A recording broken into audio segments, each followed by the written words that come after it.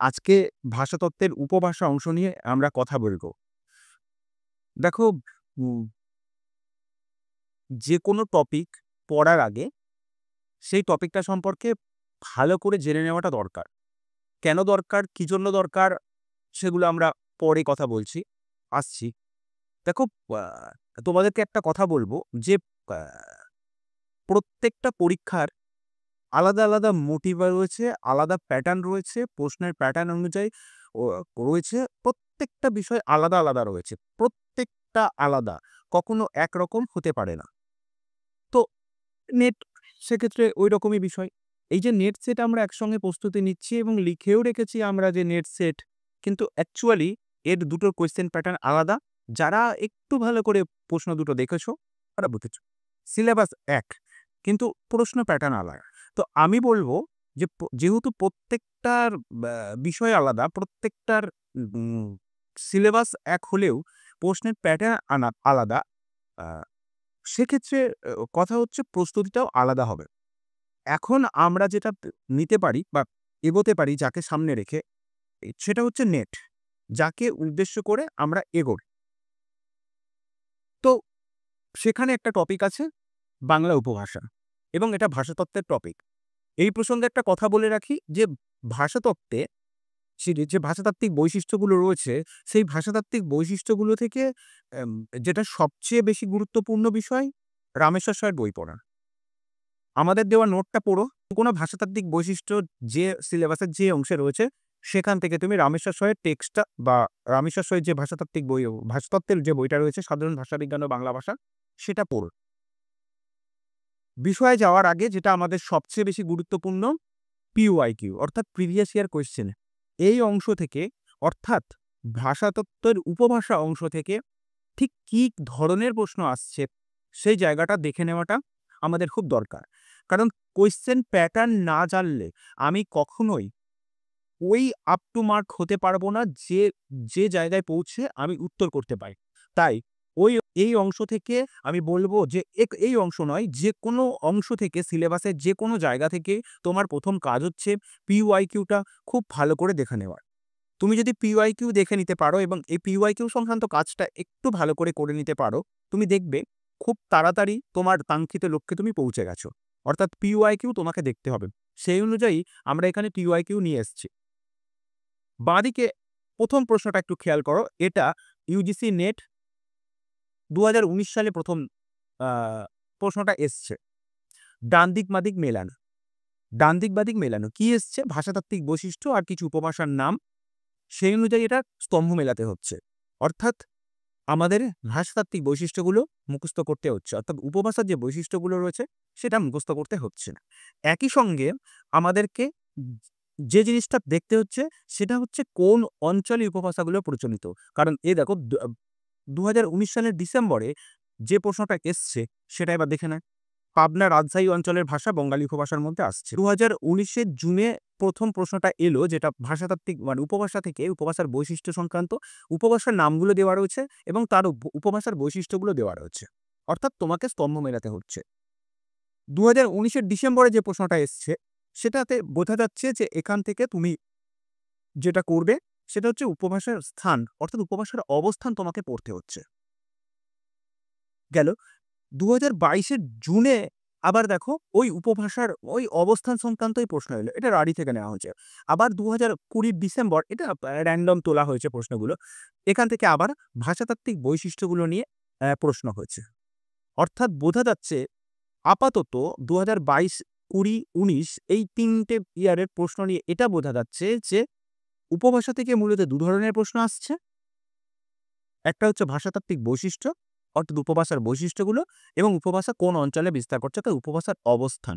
এই দুটো প্রশ্ন আপাতত পিওআইকিউ বিশ্লেষণ করে আমরা পাচ্ছি। তার মানে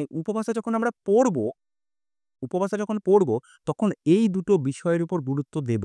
অর্থাৎ উপভাষা যখন আমরা মুখস্থ করতে যাচ্ছি, আমার যেন মাথায় থাকে যে আমি অবস্থানগুলো কোনো ক্রমে ভুলব না, আমি ভাষাতাত্ত্বিক বৈশিষ্ট্যগুলো কোনো ক্রমে ভুলব না। কিভাবে ভাষাতাত্ত্বিক বৈশিষ্ট্য মনে রাখা যায় সে নিয়ে আমরা একটু পরে বিস্তারিত কথা বলছি। তার আগে যেটা বলব, যারা পরে জয়েন করেছো তারা এই হোয়াটসঅ্যাপ নাম্বারে গ্রুপ আছে আমাদের, ওই গ্রুপে চলে যাও। আর যেটা তোমাদের সবচেয়ে প্রয়োজন, বায়ো লার্ন টুগেদার অ্যাপটা। এটা একটু খেয়াল করো, যারা পরে জয়েন করেছো শুধুমাত্র এটা তাদের জন্যই। বাই লার্ন টুগেদার অ্যাপে যাওয়ার পরে তুমি এরকম একটা জায়গা পাবে। এরকম লগইন করে নেওয়ার পরে এই জায়গাগুলো আসবে। ১ম পেজ আসবে এবং যে এখানে দেখো জেনারেল পেপার বলে যে অপশনটা আছে, এই জায়গায় চলে যাবে। জেনারেল পেপারে যাওয়ার পরে তোমাকে এই অংশটা দেখাবে। তারপর instruction, target sheet and others, এই অপশনের মধ্যে গিয়ে এই ভিডিওটা যদি তুমি দেখে নাও, কোন পদ্ধতিতে পড়াশোনা করবেন, এই জাতীয় যে থাম্বনেইলের যে ভিডিওটা রয়েছে ওর মধ্যে রয়েছে। এখানে বিস্তারিত কথা বলা আছে। তাই আমি বলব যে যদি তোমার আমাদের পড়াশোনার পদ্ধতি ভালো লেগে থাকে বা আজকের ক্লাসটা তোমার ভালো লেগে থাকে, তুমি এই জায়গায় গিয়ে কাজটা করে নাও। তাওতে তোমার যে আমাদের নোটগুলো দেওয়া হবে, যে মক টেস্টগুলো যাবে, সেগুলো সব তুমি এখান থেকে করতে পারবে। বিষয়ে চলে আসি। আমরা শেষ যে ডিসেম্বরের পরীক্ষা হয়ে গেছে সেটা নিয়ে একটু দেখি এবার। এখানে ১৯ লেখা আছে কিন্তু এটা ১৯ নয়, এটা ২৪ই হবে। ২৪। ২০২৪ এর ডিসেম্বর মানে শেষ যে রেজাল্টটা বেরোলো তার উপর। এখানেও দেখো এবার বাঁদিকে যে প্রশ্নটা এসছে, মুর্শিদাবাদ, পুরুলিয়া, কোচবিহার অঞ্চলে যে উপভাষা প্রচলিত সেগুলি কোনটা? অনেকেই জানো মুর্শিদাবাদে রাঢ়ী, পুরুলিয়াতে ঝাড়খণ্ডী, কোচবিহারে কামরূপী। অর্থাৎ ৩ নাম্বার অপশনটা ছিল উত্তর। খুব সহজ প্রশ্ন ছিল। আবার এখানে রাঢ়ী উপভাষার বৈশিষ্ট্য কোনটা? মানে বৈশিষ্ট্য সংক্রান্ত প্রশ্ন দেওয়া হয়েছে। এটাও যদি তুমি খেয়াল করো, একটা বৈশিষ্ট্য পারলেই উত্তর হয়ে যায়। রাঢ়ী উপভাষায় অতিকে অতি উচ্চারণ করা হয়। আমি রাঢ়ী উপভাষার মানুষ, সেইজন্য আমার উচ্চারণে অতি এটা আমি আনতেই পারব না, কারণ আমি ছোট থেকেই অতি উচ্চারণ করতে ও উচ্চারণ করতেই অভ্যস্ত। এই বৈশিষ্ট্যগুলো নিয়েই এবার আমরা কথা বলব। যাক, এটুকু একদম নিশ্চিত হওয়া গেল যে ২০২৪ এর ডিসেম্বরেও অর্থাৎ শেষ যে প্রশ্নটা হয়ে গিয়েছে, সেখানেও উপভাষার বৈশিষ্ট্য এবং অবস্থান, এই দুটো বিষয় নিয়েই প্রশ্ন হচ্ছে।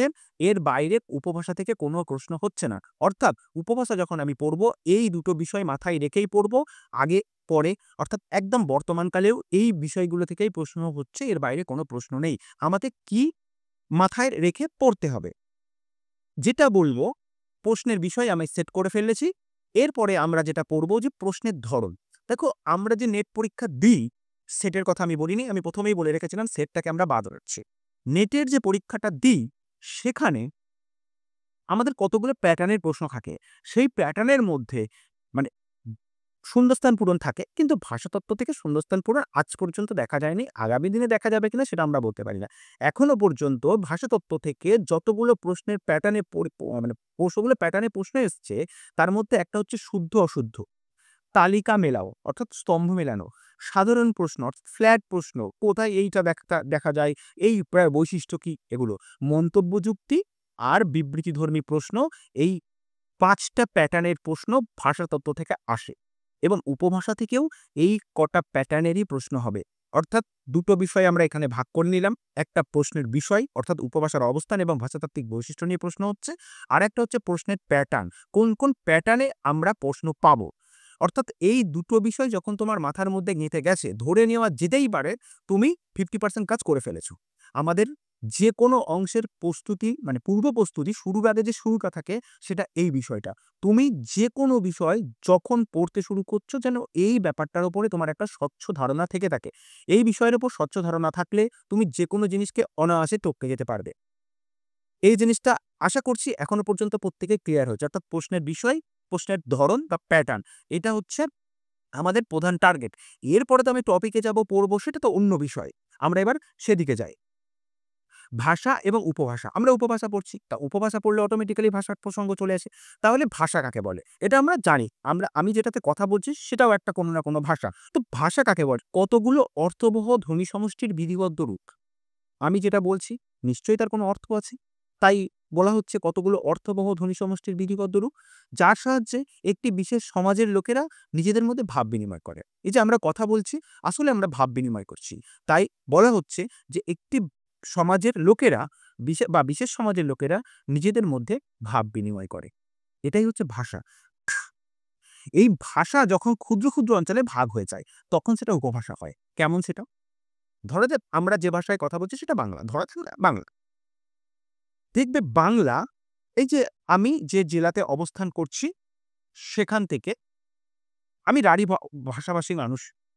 রাঢ়ীর আশেপাশে যে জায়গাগুলো রয়েছে, এমনকি রাঢ়ীর মধ্যেও ছোট মানে ছোট, ছোট অঞ্চলে বা নির্দিষ্ট কিছু জেলাতে ওই রাঢ়ীর আলাদা বিশেষত্ব দেখতে পাওয়া যায়। অর্থাৎ রাঢ়ী একটু বড় অঞ্চলে বিস্তার লাভ করছে, তার মধ্যেও আবার ছোট, ছোট ভাগ দেখতে পাওয়া যাচ্ছে। এটা একটা বিষয়। এটাকে বিভাষা বলে। এটা ছাড়লাম। উপভাষার মধ্যে যখন ভাগ দেখতে পাওয়া যায় তখন সেটা বিভাষা। এটা আমরা আসবো একটু পরে। রাঢ়ী যখন পড়বো সেটাতে আসবো।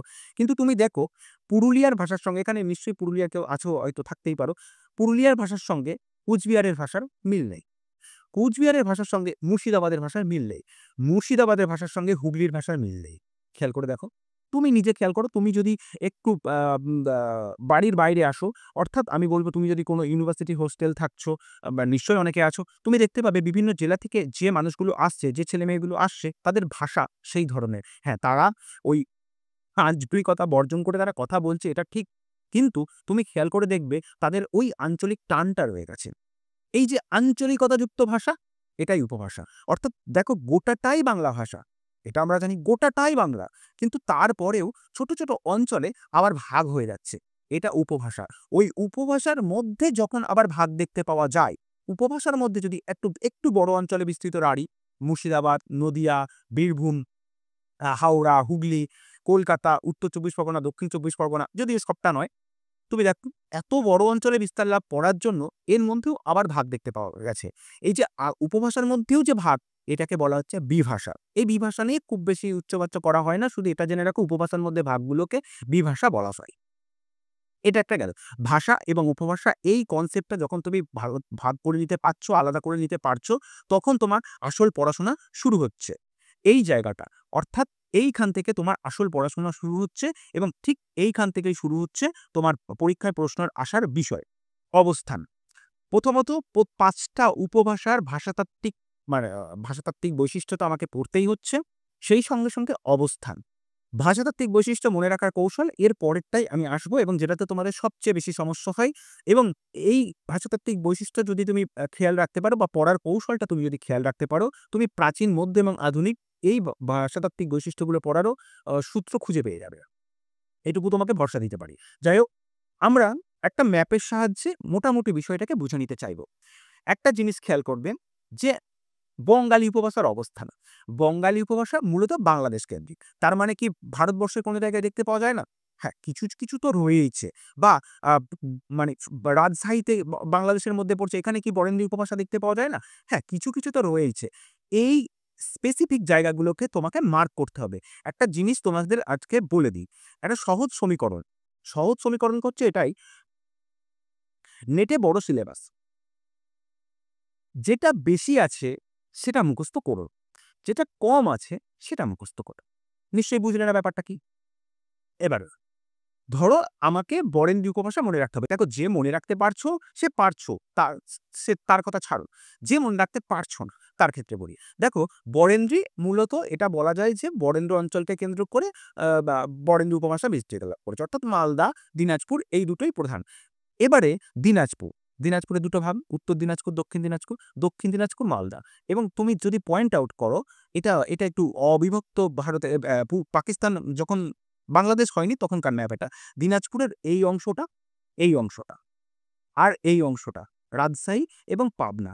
এই অংশটা নিয়ে হচ্ছে আমাদের বরেন্দ্রী উপভাষা। খেয়াল করো।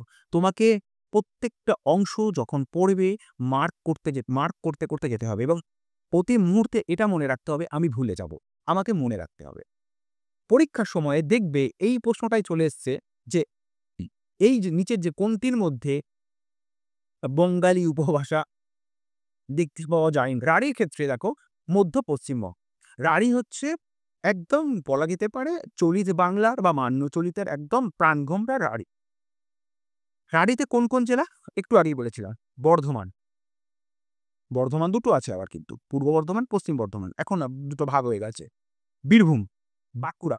বাঁকুড়ার পূর্ব দিক কিন্তু। কলকাতা, উত্তর ২৪ পরগনা, দক্ষিণ ২৪ পরগনা, নদিয়া, হাওড়া, হুগলি, উত্তর-পূর্ব মেদিনীপুর এবং মুর্শিদাবাদ। এবার নিশ্চয়ই কেউ মুর্শিদাবাদে রয়েছো। মুর্শিদাবাদের ভাষা শুনেছ। যদি মুর্শিদাবাদের কেউ না থাকো, মুর্শিদাবাদের ভাষা শুনেছ। আচ্ছা, মুর্শিদাবাদের ভাষার সঙ্গে কলকাতার, হাওড়া, হুগলির বা নদিয়ার দক্ষিণ দিকের ভাষা, বিশেষ করে যেটা কল্যাণী অঞ্চল যারা জানো, সেই ভাষার কি মিল আছে? সম্ভবত মিল নেই। মুর্শিদাবাদের ভাষা এক্সেপশনাল, ওই ভাষাটা মুর্শিদাবাদ কেন্দ্রিক, অর্থাৎ রাঢ়ির মধ্যেও ভাগ দেখতে পাওয়া যায়। আমার সেসব আলাদা বিভাষার মধ্যে ফেলে দিয়েছি, ওগুলো আমরা বলছি না। তো আমার কথা হচ্ছে তোমাকে টার্গেট করতে হচ্ছে ম্যাপ, এবং ম্যাপটা পাশে রেখে জায়গাটা পড়ো। মানে মুর্শিদাবাদ, নদিয়া, বর্ধমান, বীরভূম, হুগলি, হাওড়া, মেদিনীপুর, মেদিনীপুরের উত্তর দিকটা, বাঁকুড়ার পূর্ব দিকটা, পুরোপুরি এই অঞ্চলটা জুড়ে বিস্তার লাভ করছে রাঢ়ি। তার মানে কি রাঢ়ির মধ্যে কখনো বঙ্গালী ঢুকছে না? কখনো কেন ঢুকবে না? কিন্তু মূল যেটা সেটা রাঢ়ি। বঙ্গালী বাংলাদেশের দিকটা। এবার বাংলাদেশের দিক হওয়ার পরেও আমাদের কটা জিনিস খেয়াল রাখতে হবে, যেটা একটু আগেই বলেছি। ঝাড়খণ্ডী। ঝাড়খণ্ডী মূলত ঝাড়খণ্ডের আশেপাশের ভাষা। মনে রাখা সহজ কৌশল। এবং দেখো তার ভৌগোলিক অবস্থানটা অবশ্যই সেটা ঝাড়খণ্ডের আশেপাশে। তুমি খেয়াল করো। মনে রাখার কৌশল। তুমি কিভাবে মনে রাখবে সেটা তোমার উপর নির্ভর করছে। তুমি পড়ে মনে রাখবে নাকি ভেবে মনে রাখবে সেটা তোমার উপর। মোট কথা রাঢ়ির পাশ দিয়ে যেটা বিস্তার লাভ করছে, এখানে পুরুলিয়ার ম্যাপটা নেই। কারণ এটা ৫৬ সালের আগে, ১৯৫৬ এর আগে এই অঞ্চল দিয়ে যেটা বিস্তার লাভ করছে সেটাই হচ্ছে ঝাড়খণ্ডী। এবং সেটা কি? দক্ষিণ-পশ্চিম প্রান্তবঙ্গ, বর্তমান ঝাড়গ্রাম, পশ্চিম মেদিনীপুর, মানভূম, সিংভূম, ধলভূম, দক্ষিণ-পশ্চিম বাঁকুড়া, মানে এই বাঁকুড়া এবং মেদিনীপুরের কথা তো বললাম।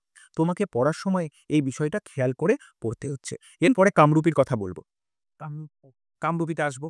কামরূপী সবার শেষের দিক, মানে উত্তর দিকটা সবার শেষ, মানে যে বাংলা ভাষার যে মেন পার্টটা বলা হচ্ছে কলকাতা, তার পেছনে কামরূপী বা রাজবংশী। উত্তর পূর্ববঙ্গ। উত্তর পূর্ববঙ্গ বলতে জলপাইগুড়ি, রংপুর বাংলাদেশে ঢুকলো, রংপুর, রংপুর, দিনাজপুর, উত্তর দিনাজপুর, তাছাড়া শ্রীহট্ট, এরপর ত্রিপুরা, অর্থাৎ ত্রিপুরা আবার এই দিকটা চলে এলো।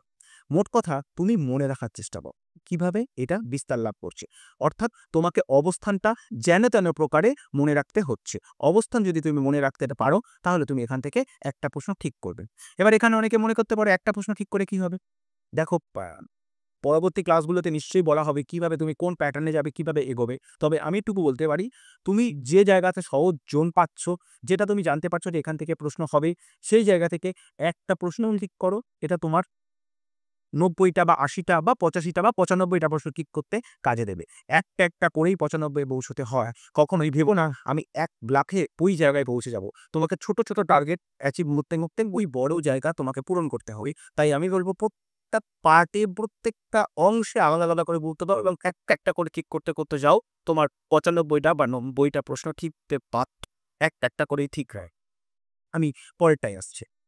এবার রাঢ়ির যে ভাগগুলোর কথা বললাম, অর্থাৎ পি ভাষার কথা বললাম, বিভাজন নিয়ে অঞ্চলে বিস্তার লাভ করেছে, তাকে দুভাগে ভাগ করা যাচ্ছে।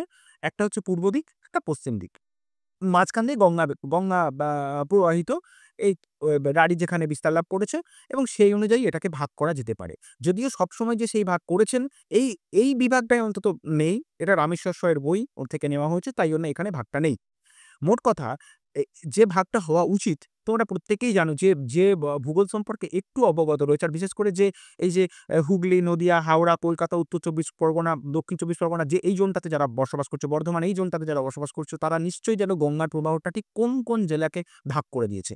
যে জেলাটা বাংলাদেশের দিকে, অর্থাৎ মুর্শিদাবাদ পূর্ব রাঢ়িতে পড়বে, এবং বর্ধমান, বীরভূম, বাঁকুড়া, হাওড়া, মেদিনীপুর এটা পশ্চিম রাঢ়িতে পড়বে। একদম কমন সেন্স এটা। গঙ্গার ২ পাড়ে ২ ভাগে ভাগ করা হয়েছে। এখানে যাই থাকে থাক, নতুন প্রশ্ন যেভাবে আসছে সেই অনুযায়ী তোমাদের আমি বলছি। গঙ্গাকে মাঝখানে রেখে রাঢ়িকে দুভাগে ভাগ করা হলো। কলকাতা পড়বে পূর্ব রাঢ়িতে, হাওড়া পড়বে পশ্চিম রাঢ়িতে। কারণ গঙ্গার পশ্চিম পাড়ে হাওড়া অবস্থিত। ঠিক এইভাবে ভাগ করা যায়। হুগলি পশ্চিম পাড়ে করবে, বর্ধমান পশ্চিম পাড়ে করবে, বাঁকুড়া পশ্চিম পাড়ে করবে। এইভাবে ভাগ করা যায়। এবার যদি উত্তর দক্ষিণে ভাগ করি, অটোমেটিক্যালি মুর্শিদাবাদ উত্তর দিকে পড়বে। আবার মেদিনীপুর, দক্ষিণ ২৪ পরগনা এগুলো দক্ষিণ দিকে পড়বে। এবার তুমি এই বিভাগটাকে এভাবে ভেবে নিতে পারো। আবার বঙ্গালীর ক্ষেত্রে এই অবস্থানগুলো প্রত্যেকটা কোথায় অবস্থান করছে সেই বিষয়গুলো সম্পর্কে একটা ধারণা তোমাদের দিতে পারলো। পরেরটাই আসছে।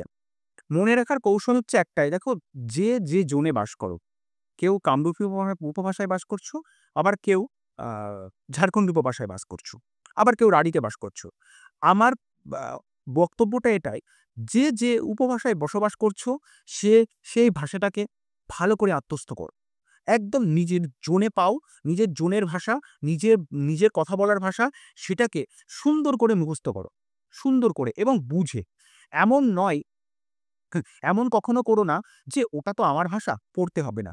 বা আ বা এটা তো আমিই কথা বলি, এটার আমি কি পড়বো? এটা তো আমি সব জানি। এমন নয় ব্যাপারটা। তুমি ফিল করো। তুমি পড়ো। পড়তে এমন একটা জায়গায় পৌঁছে যাও যে কেউ যদি কোনো ভাষা ব্যবহার করে, তুমি চট করে ধরে নিতে পারো, ও এটা তো এই ভাষা বলছে। শুধুমাত্র তার উচ্চারণ ভঙ্গি তিনি ব্যবহার করছেন, সে অনুযায়ী তুমি ধরতে পারবে। এটা তুমি বিশ্বাস রাখতে পারো। অর্থাৎ ধ্বনিতাত্ত্বিক বৈশিষ্ট্য নিয়ে প্রশ্ন আসে এবং সেটা নিয়ে আমরা কথা বলি। আমি রাঢ়ী উপভাষায় বসবাস করছি এবং এটা মান্যচলিত আকারে ব্যবহার করা হচ্ছে। একটা জিনিস মনে রাখবেন যে, যে অঞ্চলে ভাষা যত নরম, সেই অঞ্চলের জলবায়ু তত নরম হয়। একটু ঘুরিয়ে বলি।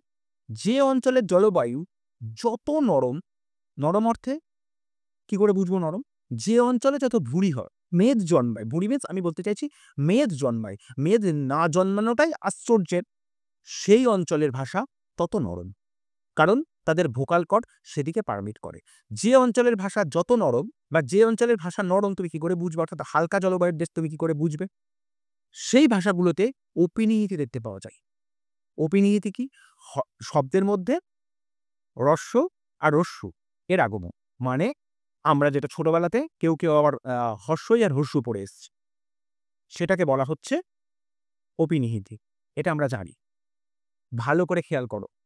যে ভাষা যত নরম অর সেই ভাষাতে অপিনিহিতি দেখতে পাওয়া যায়। এটা খেয়াল করো। তুমি খেয়াল করে দেখো, পশ্চিমবঙ্গে আমরা যে অঞ্চলে বসবাস করছি, অর্থাৎ আমি বর্তমানে যে অবস্থানে রয়েছি, বিশেষ করে নদিয়া, আ বা হুগলি, হাওড়া, কলকাতা, এই জোনটার জলবায়ু যা, আচ্ছা পুরুলিয়া, বাঁকুড়া, ঝাড়গ্রামের জলবায়ু কি এক? তুমি উত্তর দাও, দেখবে না। ওই জলবায়ুটা তুলনায় একটু রুক্ষ, মাটি কাঁকুড়ে, তুলনায় হার্ড জলবায়ু। তুলনায় বলেছি, একদম এক্সট্রিম লেভেলে পরিবর্তন কিন্তু নেই। তখন কাছাকাছি অবস্থান করছি। আবার একটু পূর্ব দিকে যাও, বাংলাদেশের দিকে যাও। ওখানে আরো বেশি নরম জলবায়ু, আরো বেশি কর্দমাক্ত জলবায়ু, অর্থাৎ কাদাকুণ্ড জলবায়ু। অটোমেটিক ওখানে অপিনিতি দেখতে পাওয়া যায়। কারণ তাদের ভোকাল কর্ড সেদিকে পারমিট করে। তাই তোমাকে যখন পড়ছো বা তুমি যখন পড়ছো, তখন কিছু এই বিষয়গুলো খেয়াল রেখো। প্রথমত, কার কি উপভাষা আছে আমি তো জানি না। যেহেতু আমি যে জোনে অবস্থান করছি, আমি সেই জোন দিয়েই কথাটা বলছি। আমি রাঢ়ীতে আসছি। রাঢ়ী। অপিনিহিতির পরবর্তী ধাপ হচ্ছে অবিশ্রুতি। অবিশ্রুতি কি? স্বরসঙ্গতি। আর একই বিষয়, মানে হ্রস্ব ই যখন উচ্চারণ করা হচ্ছে না, তখন সেটাকে আমরা অবিশ্রুতি বলছি। স্বরসঙ্গতি, স্বরের সঙ্গতি ঘটানো। এটা আমরা ব্যাকরণে পড়ে এসেছি। স্বরের সঙ্গতি ঘটাচ্ছি। কিভাবে? বিলাতি। উদাহরণগুলো একটু খেয়াল করো। এগুলোই হয়তো চলে এসছে। বিলাতি থেকে বিলিতি। বিলাতি হয়ে গেল বিলিতি। অর্থাৎ আকারটা হ্রস্ব ইকারে পরিণত হলো। মানে হ্রস্বকারে পরিণত হলো। বিলিতি। কোন স্বরসঙ্গতি পূর্বস্বর, পরস্বর সেটা তুমি পিএসসি যখন পড়ছো বা এসএসসি যখন পড়ছো ব্যাকরণে, তখন তুমি পড়ে নাওগে। এটা তোমার আসবে না। শুধু এটুকু জেনে রাখতে হবে যে রাঢ়ীতে স্বরসঙ্গতি এবং অবিশ্রুতি দেখতে পাওয়া যায়। রাঢ়ীর মানুষজন একটু উচ্চারণ করতে পছন্দ করে না। রাঢ়ীর মানুষজন উচ্চারণ করতে পছন্দ করে না। তারা কে ও উচ্চারণ করে। অতি, অতুল। তুমি যদি দেখো, আমি অতুল বলিনি। মানে অতুলই বলি। অতুল, মানে যাই হোক, এগুলো একটা সমস্যা দেখতে পাই। লক্ষ্য, দেখো লক্ষ্য আমি যোগ করে ফেলেছি।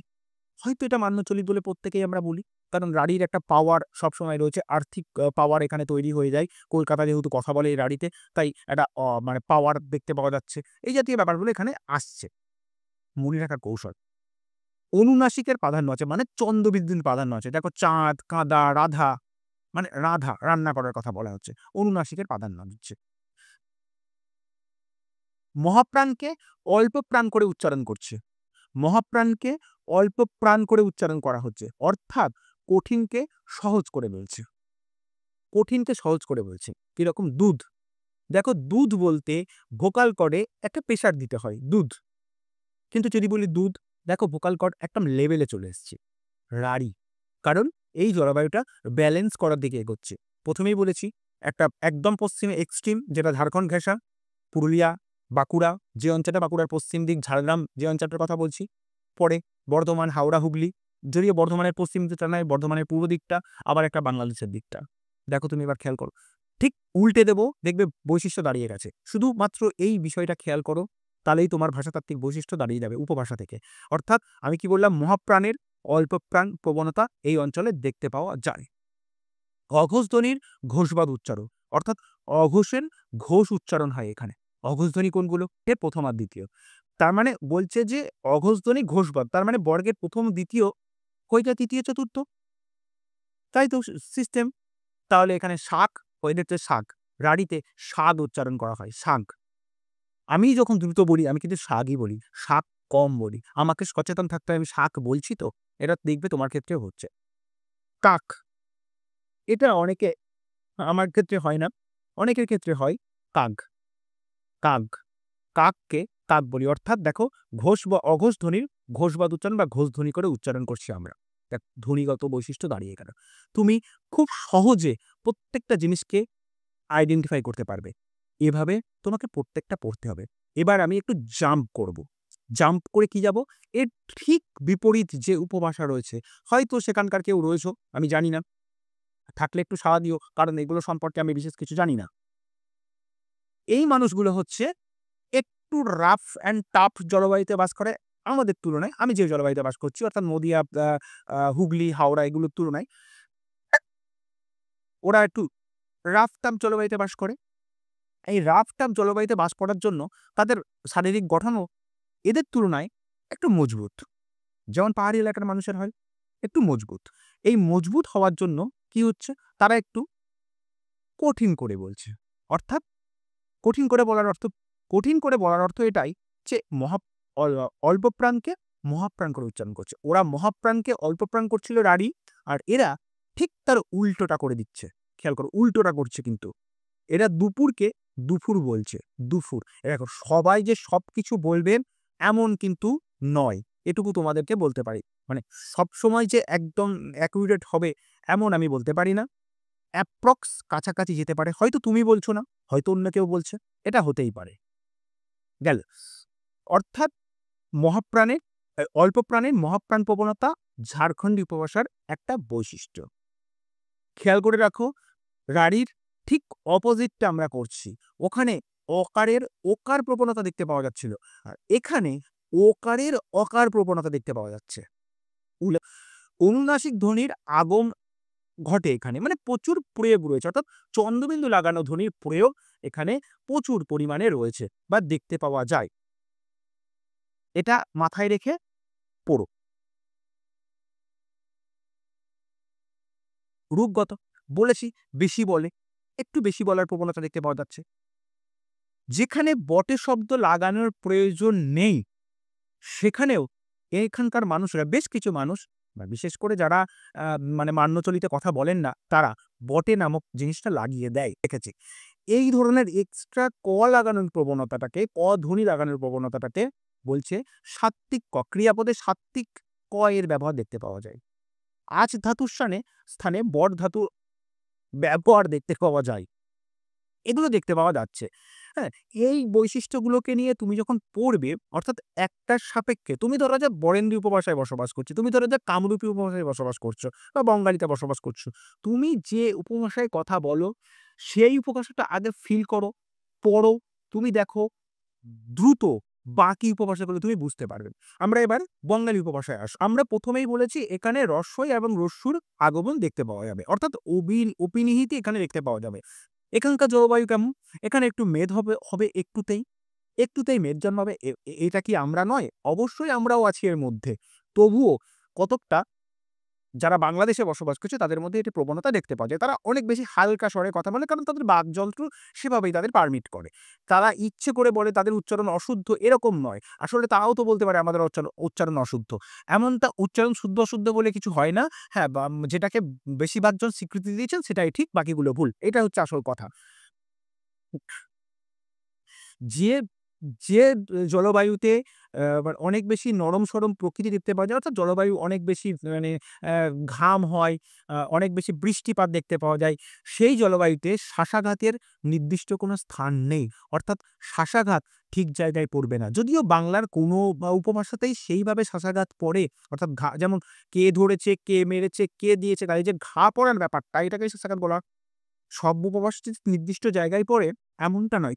অভিশ্রুতি আর স্বরসঙ্গতি নেই। স্বরের সঙ্গতি এখানে হয় না। কারণ স্বরের সঙ্গতি করার এনারা প্রয়োজনই বোধ করেন না। তার কারণ এরা বাক্যটাকে বা শব্দটাকে ভেঙে দেন। বাক্য, বাইক্য। অর্থাৎ একটা হ্রস্ব নিয়ে আসা হচ্ছে।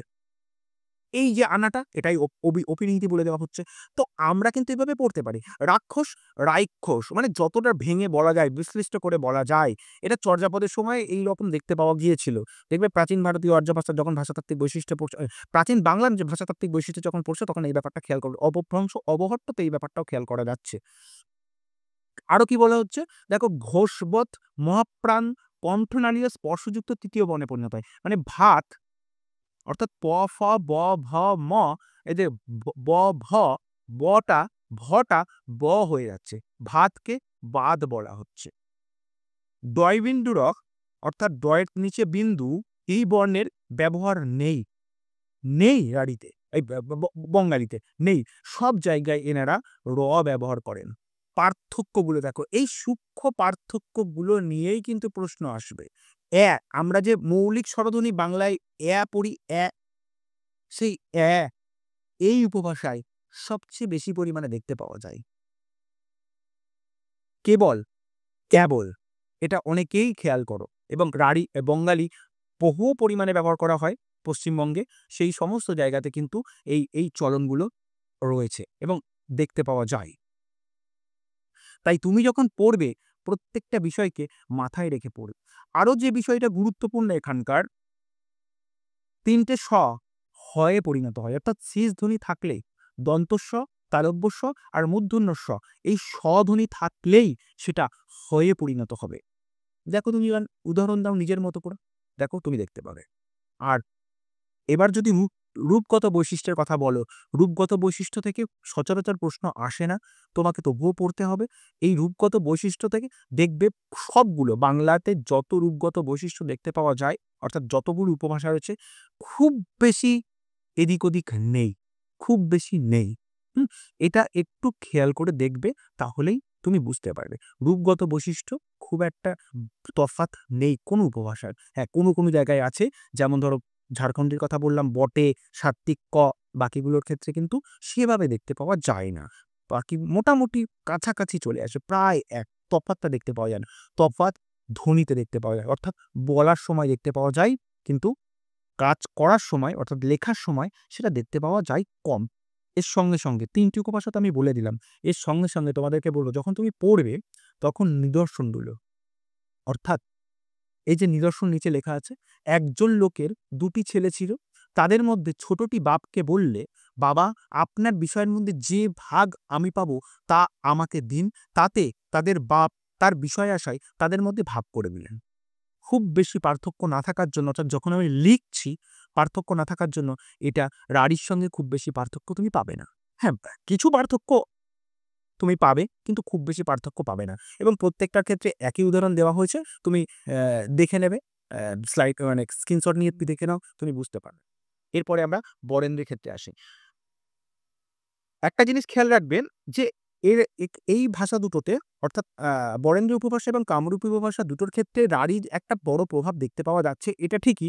সেই সঙ্গে পার্শ্ববর্তী ভাষার প্রভাবও দেখতে পাওয়া যায়। অটোমেটিক সেটা হয়। বরেন্দ্রের ক্ষেত্রে যেহেতু একেবারে বিহার লাগোয়া যে জায়গা, সেখানে বিহারি অর্থাৎ বিহারের ভাষার প্রভাব পড়বে এবং কামরূপের ক্ষেত্রে অসমের প্রভাব পড়বে, এটা স্বাভাবিক। যেমন ঝাড়খণ্ডী উপভাষায় অটোমেটিক্যালি ঝাড়খণ্ডের বা হিন্দি ভাষাভাষী মানুষের একটা প্রভাব পড়ছে এবং পড়বেও। তাদের কথাবার্তার মধ্যে সেটা দেখতে পাওয়া যায়। দেখো এবার শাসাঘাতের নির্দিষ্ট স্থান নেই। আগেই বলেছি শাসাঘাতের নির্দিষ্ট স্থান নেই। ঘোষবৎ, মহাপ্রাণ শুধু পদের আদিতে থাকে। ঘোষবৎ, মহাপ্রাণ খুব গুরুত্বপূর্ণ একটা বৈশিষ্ট্য। অর্থাৎ ঘোষবৎ, মহাপ্রাণ। ঘোষ, ঘোষ, মূর্ধন্য কোনগুলো? বর্গের তৃতীয় এবং চতুর্থ। মহাপ্রাণ কোনগুলো? বর্গের চতুর্থ, দ্বিতীয় আর চতুর্থ, কিন্তু এখানে ঘোষপদ মহাপ্রাণ বলতে বর্গের চতুর্থ বর্ণটার কথা বলছে। শুধু পদের আদিতে থাকে, অর্থাৎ যখন শুরু হচ্ছে কোনো শব্দ বলতে শুধু বর্গের চতুর্থ বর্ণ দিয়েই মহাপ্রাণ ধ্বনিটা থাকে, বাকি যে কোনো জায়গাতে অল্প প্রাণ হয়ে যায়। বর্গীয় জ জকার জেরের মতো উচ্চারণে পরিণত হয়েছে। অর্থাৎ এই যে আনন্দবাজার পত্রিকা দেখবে একটা বর্গীয় জয়ের নিচে একটা ডট লাগিয়ে দিচ্ছেন, অর্থাৎ মানে এই রকম একটা বিষয় নিয়ে আসছেন। এই প্রবণতাটা এই বরেন্দ্রী উপভাষায় দেখতে পাওয়া যায়। আর একটা বিষয়, রামবাবুদের আমবাগান, অর্থাৎ র স্থানে অ এবং অ স্থানে র, এটা বরেন্দ্রী উপভাষাতেই একমাত্র বৈশিষ্ট্য দেখতে পাওয়া যায়, একমাত্র বরেন্দ্রী উপভাষায় দেখতে পাওয়া যায়। বাকি খুব একটা মানে বাকি কোনো জায়গায় দেখতে পাওয়া যায় না। একই সঙ্গে বলব নিদর্শনের কথা। নিদর্শন তোমাকে মনে রাখতে হচ্ছে। এই নিদর্শন তুমি যদি সবসময় একটু খেয়াল রেখে পড়ো, নিদর্শনের ক্ষেত্রে আমি বলব ভুল হওয়ার সম্ভাবনা একেবারেই থাকবে না। দেখো আগেরটার সঙ্গে এখানে একটু তফাৎ হয়ে গেছে। একই বিষয়, একই বিষয় একটু তফাৎ হয়ে গেল। এই যে পরিবর্তনটা, এই পরিবর্তনটা তোমাকে খেয়াল রাখতে হচ্ছে। পরেরটায় আসছি, কামরূপের ক্ষেত্র। ওই একই কথা, অবিশ্রুতি এবং স্বরসঙ্গতির অভাব দেখতে পাওয়া যায়। সেম প্যাটার্ন আমি বলছি। কামরূপের ক্ষেত্রে যতই আমরা বলি না কেন, রাঢ়ী আর বরেন্দ্রীর প্রভাব দেখতে পাওয়া যায়। এটা রামেশ্বর শ লিখছেন, কিন্তু কোথাও গিয়ে তুমি দেখবে এটা বরেন্দ্রীর সঙ্গে মিল পাওয়া যায়। বঙ্গালীর সঙ্গে মিল পাওয়া যায়। বঙ্গালীতে যেমন অভিশ্রুতি আর স্বরসঙ্গতি দেখতে পাওয়া যায় না, অপিনিহিতি দেখতে পাওয়া যায়, কামরূপীতেও ঠিক তাই। অভিশ্রুতি এবং স্বরসঙ্গতির অভাব এখানে দেখতে পাওয়া যায় না, অপিনিহিতি দেখতে পাওয়া যায়। অটোমেটিক শাসাঘাতের নির্দিষ্ট স্থান নেই। ডয়বিন্দু রয়ে পরিণত হয়েছে। চ তালবস্য তালব্যস্য যথাক্রমে জেড, মানে বর্গীয় চ এবং তালব্যস্য যথাক্রমে জেড খণ্ডত্ব দন্তস্ব এবং হয়ে পরিণত হচ্ছে। এগুলো একটুখানি দেখে রেখো যে কোন জায়গাতে কি ধরনের পরিবর্তন হচ্ছে। পদের আদিতেই ঘোষপদ মহাপ্রাণের অবস্থান দেখতে পাওয়া যায়, কিন্তু অন্যত্র থাকলে তৃতীয় বর্ণে পরিণত হয়। খেয়াল করো, পদের আদিতেই ঘোষপদ মহাপ্রাণ, পদের আদিতে, অর্থাৎ এটা ঠিক বরেন্দ্রীর মতো দেখতে পাওয়া যাচ্ছে। বরেন্দ্রীর মতোই পদের আদিতে ঘোষপদ মহাপ্রাণের অবস্থান দেখতে পাওয়া যাচ্ছে, কিন্তু অন্য জায়গাতে থাকছে না, তার পরিবর্তন ঘটে যাচ্ছে। এদিকে গৌণকর্ম সম্পাদনকারীতে কে বিভক্তি বাংলার যতগুলো ভাষা দেখতে পাওয়া যায় সবগুলোতে এক, সপ্তমীতে ত, সেই প্রাচীন মধ্য আধুনিক যা ভাষাতাত্ত্বিক বৈশিষ্ট্য পড়বেন সবগুলোতে দেখবে এইটুকু দেখতে পাওয়া যায়। এবং এইটুকুতে অর্থাৎ রূপগত বৈশিষ্ট্যের ক্ষেত্রে বাংলা উপভাষার খুব একটা হেরফের নেই বললেই চলে, এবং প্রায় এক। শুধুমাত্র যে পরিবর্তনটা হয়েছে সেটা ধ্বনিগত পরিবর্তনটা হয়েছে। এবং দেখো ৫টা উপভাষা সম্পর্কে আমি বললাম। আশা করি কিভাবে পড়তে হবে এবং কিভাবে পড়লে তোমার মনে থাকবে তার একটা ধারণা আমি দিতে পারলাম। এবারে পড়ে দেখো। পড়ে দেখার পরে যে পদ্ধতিতে বললাম, যেগুলো বললাম সেইগুলো তো হাইলাইটেড পয়েন্ট, সবগুলো তো বলা সম্ভব নয়। যেগুলো বললাম, যে পদ্ধতিতে পড়তে বললাম সেভাবে তুমি পড়ে দেখো। এই ভাষাতাত্ত্বিক বৈশিষ্ট্য সবচেয়ে যেটা কঠিন বিষয় মনে করো ভাষাতত্ত্বের ক্ষেত্রে, সেই জায়গাটা তুমি ঠিকঠাক করতে পারছো কিনা এটা তুমি একটু পড়ে দেখো বা রেডি করে দেখো। তুমি দেখো তুমি পারছো কিনা, তারপরে বাকি কথা হবে।